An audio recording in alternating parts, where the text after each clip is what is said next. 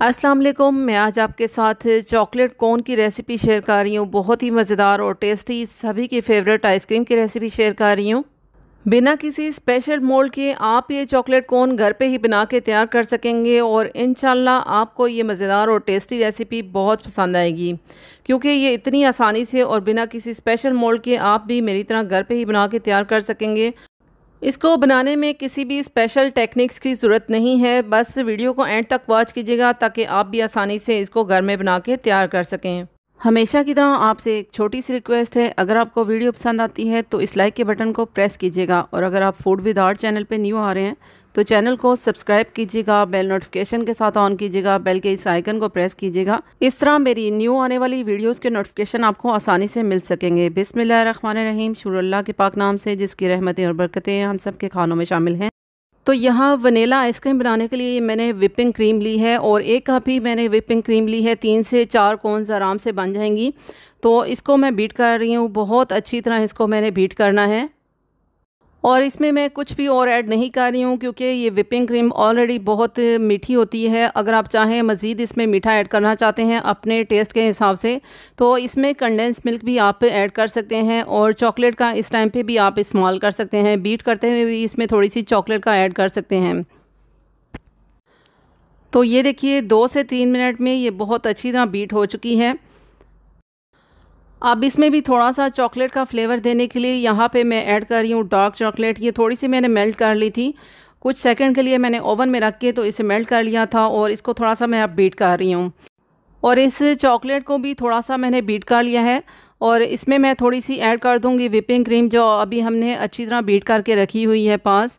तो थोड़ा सा ही 1 से 2 बड़े खाने के चम्मच जितना मैं बीट क्रीम इसमें ऐड करूंगी, क्योंकि डार्क चॉकलेट थोड़ी सी हार्ड हो जाती है ड्राई होने के बाद। तो मैंने इसमें थोड़ी सी विपिंग क्रीम ऐड की है। विपिंग क्रीम ऐड करने के बाद ये भी अच्छी तरह सॉफ्ट रहेगी। तो अब अच्छी तरह इसको भी मैंने बीट कर लिया है, और मेरे पास एक आइसक्रीम का बॉक्स है खाली, और इसको मैं फिल करने लगी हूँ। अब यहाँ पे सबसे पहले मैं whip क्रीम की एक लेयर लगा लूँगी, और उसके बाद जो हमने मिक्स करके चॉकलेट और whip क्रीम की थोड़ा सा मिक्सर हमने रेडी किया था, उसकी एक लेयर मैं लगा दूँगी। तय बाय तय मैंने इसी तरह 3 से 4 लेयर्स लगानी हैं, और ताकि जो चॉकलेट वाला फ्लेवर है ना वो भी अच्छी तरह इसमें मिक्स हो जाए। इस आइसक्रीम की ऐसे ही लेयर्स लगाने के बाद 3 से 4 घंटे तक मैंने इसे फ्रीज़ कर लिया था। 4 से 5 घंटे में भी अच्छी तरह सेट हो जाती है, फ्रीज़ हो जाती है। और जितनी भी ये स्कूप में मैंने सर्व करनी थी, स्कूप में सर्व करके तो बाकी सारी ही आइसक्रीम को मैंने मिक्स कर लिया था। चॉकलेट को और वनीला सारी ही आइसक्रीम को मिक्स करने के बाद मैंने इसको कोन में ऐड किया था। और अब कोन बनाने के लिए ये मैंने डार्क चॉकलेट और मिल्क चॉकलेट दोनों ही ली हैं। तकरीबन ये 30-30 ग्राम दोनों होंगी चॉकलेट। अगर आपके पास सिर्फ एक डार्क चॉकलेट है तो आप उससे भी कर सकते हैं, या मिल्क चॉकलेट है तो उससे भी कोन बना सकते हैं। तो इसको थोड़ी सी देर के लिए 30 से 40 सेकंड के लिए मैंने ओवन में रख के तो इस चॉकलेट को मैंने मेल्ट कर लिया है। बहुत अच्छी तरह ये मिक्स होनी चाहिए। अच्छी तरह बीट कर लेने के बाद, अच्छी तरह इसको मिक्स कर लेने के बाद, अब आपने एक पाइपिंग बैग लेना है।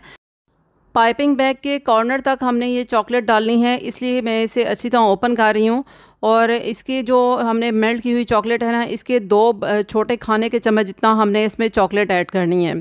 2 ही छोटे खाने के चम्मच इसमें काफ़ी होंगे। तो इसमें मैंने चॉकलेट ऐड कर दी है मेल्ट की हुई, और इसी टाइम पे ही मैं इसकी एक कोन वाली प्रॉपर शेप बनाऊंगी।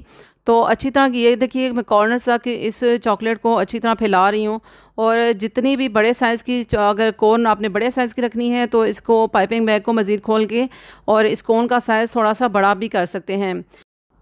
तो हाथों की मदद से ही मैं इसको हल्का हल्का सा प्रेस करके, तो ये देखिए मैं हल्का हल्का सा इसको प्रेस करके तो कॉर्नर तक इस चॉकलेट को ला रही हूँ। तो आप देख सकते हैं पाइपिंग बैग के कॉर्नर तक मैंने इसकी एक शेप बना ली है। तो अब इसको अंदर से खोलना कैसे है, आपको खोलने का तरीका भी मैं बताती हूँ। अभी तो ये फ्लैट है, तो इसको खोलने के लिए या तो आप इसे पंखे के नीचे रखें, तेज़ हवा के नीचे रखेंगे तो फ़ौरन से ये इसकी जो शेप है, प्रॉपर शेप इसकी सेट हो जाएगी और ये खुल जाएगी, चॉकलेट की एक प्रॉपर शेप बन जाएगी। तो ये देखिए इसकी एक शेप बना के तो मैंने इसे ग्लास में रखा है, और इस टाइम पे आपने छोटा वाला ग्लास यूज़ नहीं करना है, एक लॉन्ग वाला ग्लास ही यूज़ कीजिएगा और इसी में ही इसे सेट करने के लिए रख दीजिएगा। तो यहाँ पे एक और कोन मैं आपके सामने बना के आपको दिखा रही हूँ। बहुत ही इजी है इसको बनाना, और बना के आपने इसको फ्रीज़र में रखना है। 1 से 1.5 मिनट में ये अच्छी तरह सेट हो जाती है। तो 1 से 2 मिनट भी आप लगा सकते हैं फ्रीज़र में, अगर आप इसे इस तरह सेट करके रख रहे हैं। तो 2 मिनट के बाद आपने जो भी आइसक्रीम बना के रेडी की हुई है, आप उसके साथ इसकी फिलिंग कर सकते हैं। तो ये देखिए, मैं यहाँ पे एक और कोन बना रही हूँ। बहुत ही आसानी से मैं इसको भी बना के सेट कर रही हूँ। कुछ दिन पहले भी मैंने अपने चैनल पे एक आइसक्रीम की रेसिपी शेयर की थी, जिसको आपने बहुत ज़्यादा लाइक किया है। तो जिसकी वजह से मैं एक और मज़ेदार सी, टेस्टी और यमी सी आइसक्रीम की ही रेसिपी आपके साथ शेयर कर रही हूँ। तो इंशाल्लाह आपको ये भी ज़रूर पसंद आएगी। इस वीडियो को भी ज़रूर आप लाइक कीजिएगा, ताकि मैं मज़ीद ऐसी ही टेस्टी और यमी सी रेसिपीज़ आपके साथ शेयर कर सकूँ। यहाँ पे एक और कोन मैंने ऐसे बना के सेट कर ली है, और 3 कोन्स मैंने बनाई थी, और एक कोन मैंने पहले ही बना के तो उसे फ्रीज़र में रख दिया था।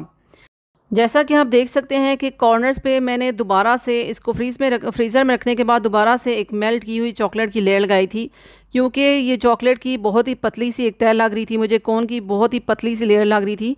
तो अगर आपको भी लगे कि ये जो चॉकलेट है इसकी कोन की बहुत ही थिन सी लेयर बनी हुई है, तो आप यहाँ पे एक बार फिर से चॉकलेट को, मेल्ट की हुई चॉकलेट को लगा सकते हैं।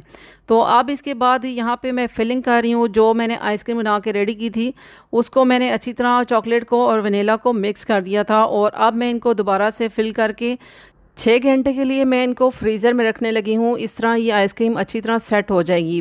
तो मैं ये 6 घंटे के बाद आपको निकाल के दिखा रही हूँ, और ये देखिए पाइपिंग बैग में से कितने आराम से मैं इसको बाहर निकाल पा रही हूँ, क्योंकि अंदर से जो हमने इसकी आइसक्रीम के साथ फिलिंग की है वो भी अच्छी तरह सेट हो चुकी है, इसलिए कोन भी बिल्कुल नहीं टूट रही है। तो देखिए मैंने कितनी आसानी से पाइपिंग बैग में से इसको बाहर निकाल लिया है। तो आपने भी इसको आराम से जब फिल कर लें, तो फिल करने के बाद आपने 5 से 6 घंटे के लिए इसे लाजमी फ्रीज़र में रखना है। और इसकी टॉपिंग पे मैं मेल्ट की हुई चॉकलेट लगा रही हूँ। चॉकलेट चिप थोड़े से लगाऊंगी। आपके पास अगर स्प्रिंकल्स हैं वो भी इसकी टॉपिंग पे लगा सकते हैं। बहुत ही टेस्टी लगते हैं और देखने में भी अच्छे लगते हैं। जैसे आपको अच्छा लगे आप इस आइसक्रीम को ऐसे डेकोरेट कर सकते हैं।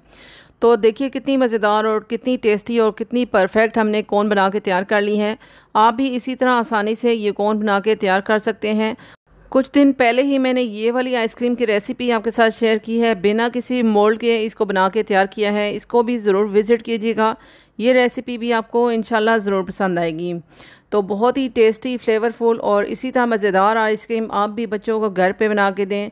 इंशाल्लाह ये रेसिपी आपको ज़रूर पसंद आएगी, और अगर आपको रेसिपी पसंद आए तो इसे अपनी फैमिली और फ्रेंड्स में ज़रूर शेयर कीजिएगा, और मुझे अपना अच्छा और प्यारा सा फीडबैक भी ज़रूर दीजिएगा, ताकि मैं मज़ीद कोशिश कर सकूं आपके साथ ऐसी ही मज़े मज़े की, टेस्टी और डिफरेंट इजी सी रेसिपीज़ शेयर करने के लिए। अपना बहुत सारा ख्याल रखिएगा, मुझे अपनी दुआओं में ज़रूर याद रखिएगा।